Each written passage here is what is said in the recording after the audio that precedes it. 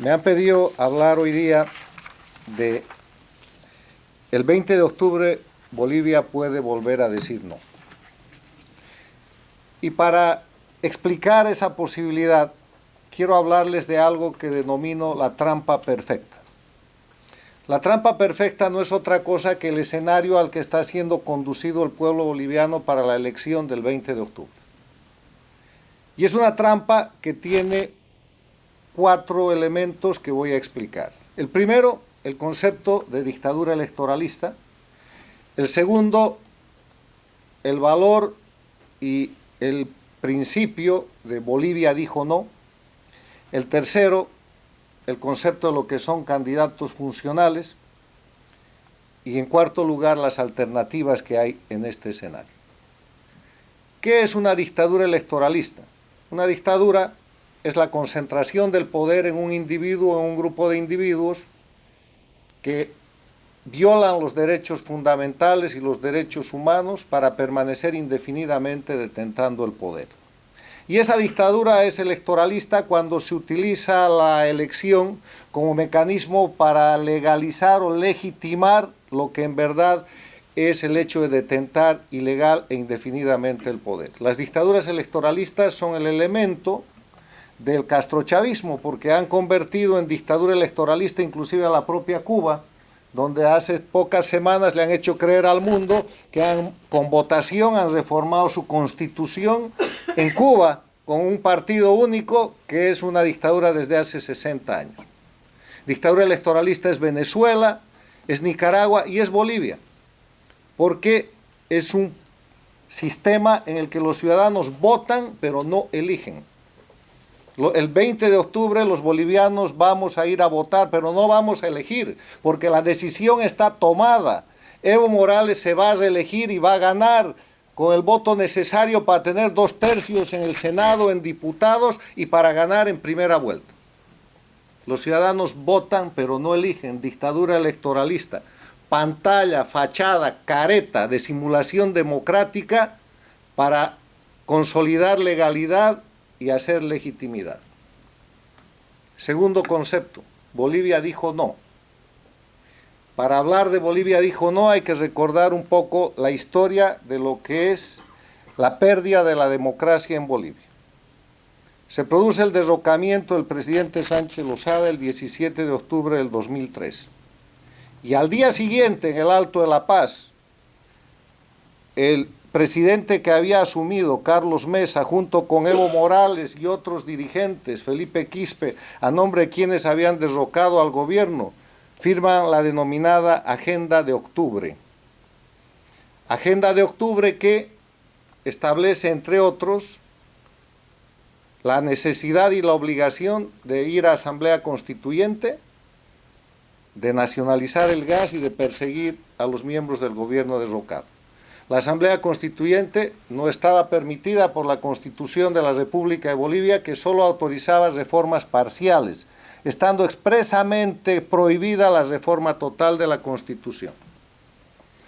Además de eso, el año 2004, Mesa presidente, firma una ley que falsifica la necesidad de la reforma, y sobre una ley de necesidad de la reforma que establecía un referéndum para cualquier reforma constitucional, introduce la Asamblea Constituyente, que estaba expresamente prohibida por la Constitución política. Falsificación, falsedad material, ideológica, para abrir el camino a la Constituyente, que después haría Evo Morales, y cumplir la Agenda de Octubre del derrocamiento. Crímenes. Con esa ley de reforma constitucional falsificada, llega Evo Morales al gobierno y convoca a la Asamblea Constituyente por un año. En el año no hacen nada, el pueblo boliviano se empieza a rebelar, tienen que trasladar su constituyente de Sucre a Oruro, y esa constituyente presenta un proyecto de constitución. Pero el proyecto de constitución no le gusta a Evo Morales. Entonces hacen una ley en el Congreso de la República de Bolivia, donde dice que el Congreso soberano va a interpretar el proyecto que manda la Constituyente, y en la Asamblea del Congreso Ordinario de Bolivia redactan un texto constitucional negociado entre Evo Morales, en ese momento presidente, y la oposición. Oposición que tenía la mayoría del Senado Nacional y que estaba presidido por el señor Óscar Ortiz, hoy día candidato de oposición. Y le entregan a Evo Morales una constitución redactada entre asesores españoles contratados por el gobierno de Chávez y asesores locales que asesoraban a la mayoría de oposición en ese momento en el Senado, que estaba liderizada esa mayoría por 13 senadores del grupo de Tuto Quiroga y un senador del grupo de Doria Medina, que era precisamente el que hacía la mayoría de 14 sobre 27. Y hacen la constitución del Estado plurinacional, liquidan la República de Bolivia y la llevan al referéndum, no sin la oposición de 6 de 9 departamentos. Tienen que producir la masacre del Porvenir en Pando, la masacre del Hotel Las Américas en Santa Cruz, la masacre de Cochabamba. Tienen que exiliar y encarcelar 5 de 6 gobernadores, porque el sexto gobernador, que es el de Santa Cruz, el señor Costas, se queda en una alianza con el gobierno que le permite hasta ahora seguir siendo gobernador de Santa Cruz. Pero están exiliados el gobernador de Cochabamba, está exiliado el gobernador de Tarija, está preso desde entonces el gobernador de Pando, Leopoldo Fernández, y están perseguidos y enjuiciados la gobernadora de Chuquisaca y el gobernador del Beni. Así aprueban, con un referéndum con fraude electoral, la constitución del Estado plurinacional que, entre otras cosas, establece la posibilidad de que el presidente se reelija de manera consecutiva por una vez. Y de esa manera Evo Morales convoca de inmediato a elecciones del 2009, y se reelige. Y una vez reelecto, llega el vencimiento de su mandato el 2014, elecciones, y se vuelve a presentar para elegirse. Entonces, la oposición le dice, no puedes. Y él dice, sí puedo, y le pregunta a su Tribunal Constitucional, que ya había organizado, porque ya llegó al control total, haciendo desaparecer la división e independencia de poderes y el Estado de Derecho, y el Tribunal Constitucional dice sí puede. ¿Saben por qué? Porque en el Estado plurinacional que se ha creado el año 2009, Evo Morales solo ha sido elegido una vez, y esta es la primera reelección. La elección del 2005 en la República de Bolivia, que está liquidada, no sirve. Y con ese gran argumento jurídico, Evo Morales se reelige el 2014. Inmediatamente después de esa reelección, y ya estamos en su tercer periodo, pide una asamblea constituyente, un referéndum constitucional vinculante, para tener de una vez por todas la reelección indefinida. Y ese es el 21 de febrero, cuando Bolivia le dice no. Y está sobredocumentado el propio Evo Morales presentándose ante el país diciendo, si me ganan me voy a mi casa, me voy a mi Chaco, vuelvo a mi Cocal. Y le ganan. Bolivia le gana con más del 70%, y la manipulación, el tipo de fraude electoral que aquí se ha descrito, otorga un triunfo con el 51 y algo por ciento, pero Bolivia dice no. Entonces empieza la manipulación para habilitarse como candidato. Bolivia dijo no quiere decir que el pueblo boliviano, en las reglas del juego dictatoriales impuestas por Evo Morales, en el sistema castrochavista, en dictadura electoralista, Bolivia le gana y le dice no hay reelección indefinida y no te reeliges más. Viola eso, viola su propia constitución y de nuevo hace prevaricar al Tribunal Constitucional, que dice que Evo Morales tiene el derecho humano de ser candidato. Después viene la prevaricación del órgano electoral, y después viene otro acto de prevaricación, que es el del secretario general de la Organización de Estados Americanos, Almagro, que se presenta en La Paz para demostrar el doble estándar que tiene, acusando a las dictaduras de Venezuela y Cuba con una mano y protegiendo a los dictadores de Nicaragua y Bolivia con la otra mano.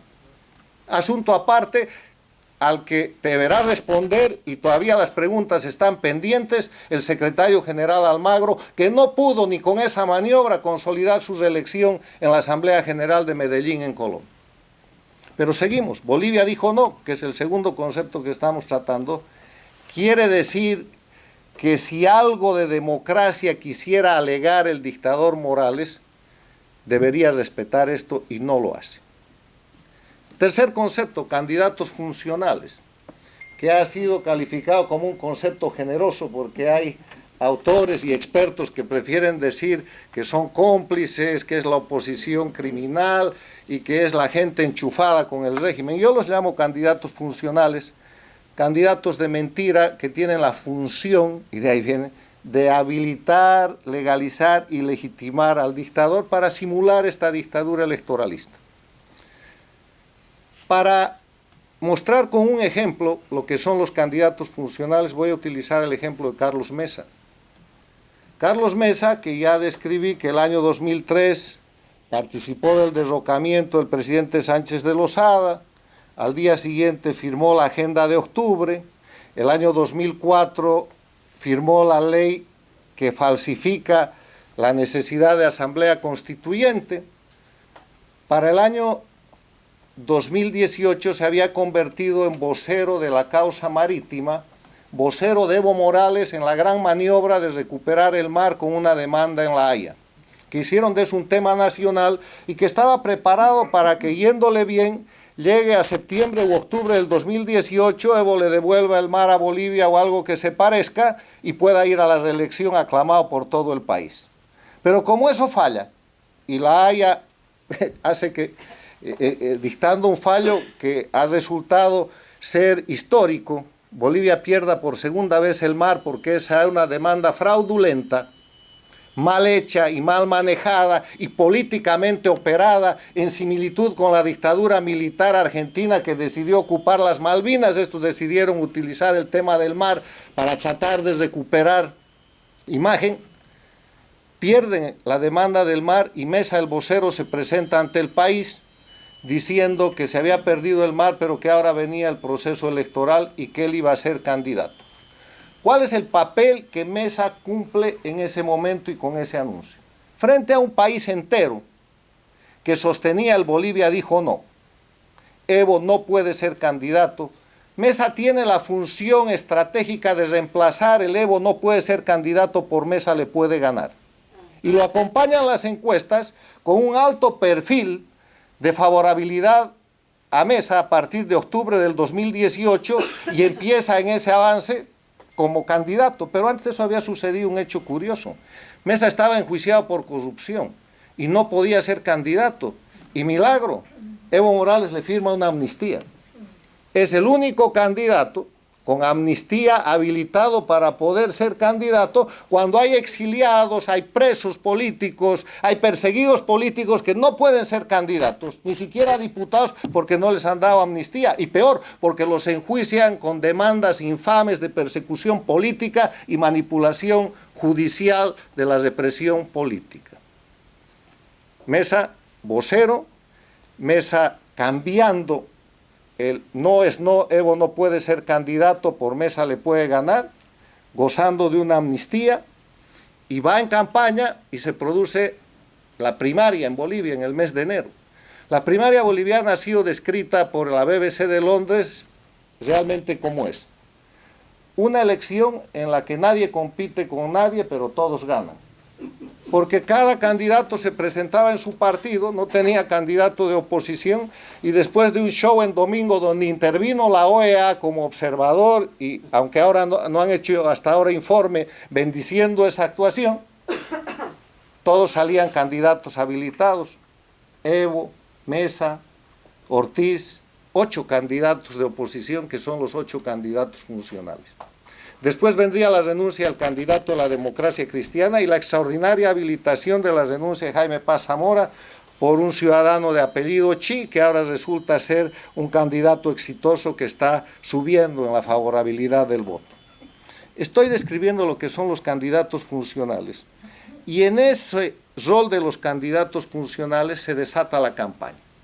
Y lo que Bolivia, el mundo razonable, la prensa, cualquier ciudadano que tiene 2 dedos de frente le viene reclamando desde entonces a ese conjunto de 8 candidatos que se dicen opositores, es primero, ¿por qué van a una elección en la que hay un candidato ilegal, inhabilitado, usurpador, y lo habilitan con su presencia? Lo primero que deberían hacer esos candidatos era ir a una situación de exclusión o de abstención para no tolerar y no aceptar con su presencia y no convalidar con su presencia al candidato ilegal. Pero lo hacen. Y lo hacen tan bien que hoy día el propio Evo Morales hace una declaración a un diario alemán registrada por Herbol que dice, Evo dice que si fuera inconstitucional su candidatura, la oposición no participaría en las elecciones. Claro, Evo tiene razón, pero si hubiera oposición, no oposición funcional como la que es esta. Y Evo se da el lujo de utilizar este argumento hoy día, faltando 10 días para la elección, para decir estoy habilitado por los opositores. Primer acto que demuestra la funcionalidad de esa oposición.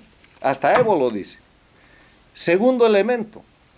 8 opositores, ¿por qué no se unen y hacen un frente en serio que le gane la elección a Evo? O que por lo menos intente ganarle.